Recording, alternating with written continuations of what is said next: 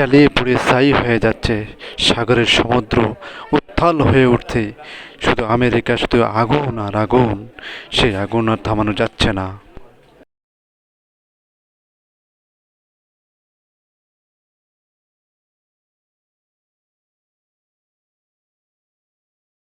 একমাত্র বাঁচানের মালিক শুধু আল্লাহ।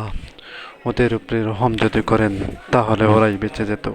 কারণ কত যে না নাফরমানি করেছে ওই রব্বুল আলামিনের সাথে, সেই জন্য আল্লাহ নারাজ হয়ে গেছেন এবং সেই আগুনের দোয়াতে আমেরিকাকে জ্বালিয়ে পুড়ে ছাই করে দিতে চাইছেন।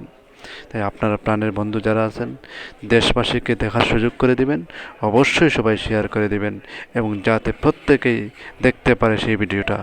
ভালো থাকবেন, সুস্থ থাকবেন। আসসালামু আলাইকুম আ রহমতুল্লাহি ওয়া বারাকাতুহু।